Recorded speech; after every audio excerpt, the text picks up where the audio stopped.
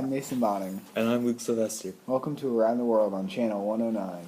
The time is 10:25 on April 17th, 2015, streaming live from Tiananmen Square in Beijing, China. We're here today to tell you what happened here in the square about 26 years ago in 1989.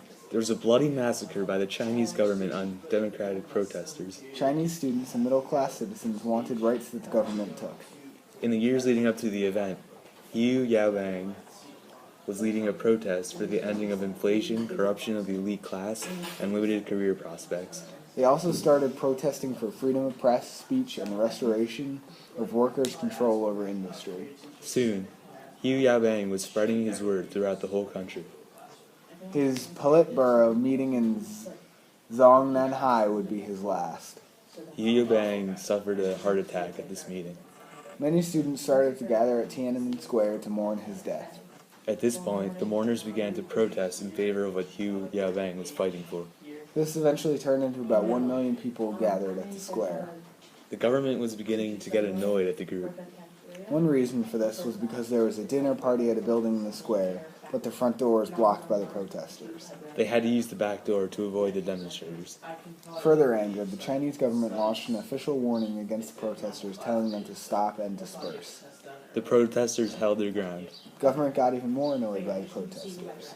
Paramount elder statesman Deng Xiaoping, fearing anarchy, insisted on forcibly suppressing the protesters. However, the protesters blocked the few troops that were sent from entering the square. After the protesters' failure to leave Tiananmen Square, the government stationed 10,000 troops in the square and declared martial law. The situation quickly got out of control as the soldiers began to open fire upon the crowd. Some civilians ran, but others held their ground with rockets and Molotov cocktails. The demonstrators even managed to kill some of the soldiers. For example, they beat 2 soldiers to death after they saw them killing a fellow demonstrator. Also, some protesters covered a troop carrier with nearby banners and lit them on fire. This burned the truck as well as the 9 soldiers inside. It is reported that anywhere from 500 to 2,500 protesters perished. The government made a compromise with the people after. They would keep the people's economy going, raise their incomes and personal freedoms, but still restrain their political freedom. While all of this was happening, reporters were getting details of the attack all written down. However, Chinese citizens didn't see much of this footage due to extreme media censorship. And that's it for today. Thanks for tuning in to Around the World on Channel 109. See you next time.